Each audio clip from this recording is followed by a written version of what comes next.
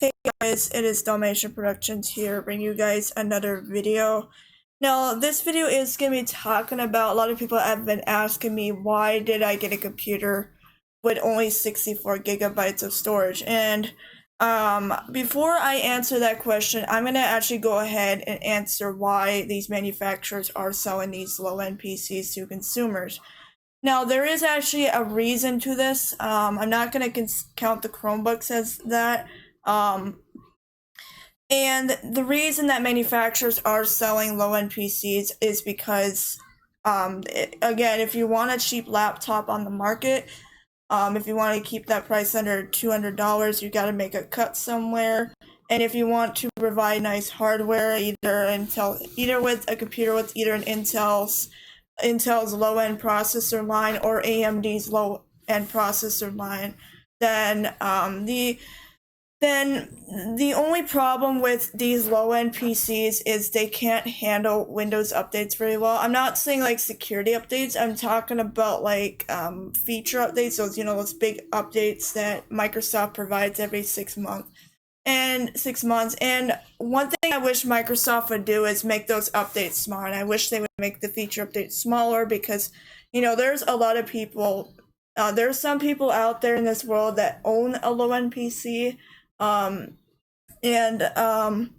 a lot of people in the world that, sometimes can't afford a new computer that's like $1,000. And a lot of these newer computers are starting to get SSDs, and, SSDs are very, very, very expensive. And some manufacturers are still tending to put those HDD drives in, those slower magnetic drives, mechanical hard drive. But people don't know what eMMC is. A lot of people don't even realize there is a such thing as eMMC. So eMMC stands for Embedded Multimedia Card, and basically it's kind of a mix. It's kind of in between the speeds of an HDD, mechanical hard drive, and the speeds of an SSD. So it's kind of in between the two types of storage drives, and now, eMMC is, people are considered why it's a thing because the first problem is people don't know that if eMMC is upgradable or not. And the sad thing is eMMC is unfortunately not upgradable. As you guys probably know, it is slotted onto the motherboard. And people don't know where it's actually at on the motherboard. It's kind of blended in with the motherboard, and a lot of people don't realize that the eMMC is actually a storage device. Now, eMMC can come in different variants. It can come in either 32, 64, or the rare 128. 128. I'd probably say that right. Now, before I end the video here, I'm actually going to answer why I got a computer with 64 gigabytes of storage. Now, the reason I got a computer with 64 gigabytes of storage is because I wanted a computer that had the same capacity as my phone. These guys probably know my phone. My Pixel 2 phone has 64 gigabytes of eMMC storage. And I wanted to have a computer that had the same storage capacity as my phone. And so, yeah, I would say 64 gigabytes of storage would be the bare minimum to be, especially because you have more room for stuff, you have more room for a lot of different applications. And plus you get more, I don't know how to explain this here. You get what I'm talking about here. But I noticed that people are starting to buy these computers with only 32 gigabytes of storage. And here's the thing, guys. 32 gigabytes of storage on a Windows 10 machine isn't really enough. I'm not sure why manufacturers put 32 in their computers.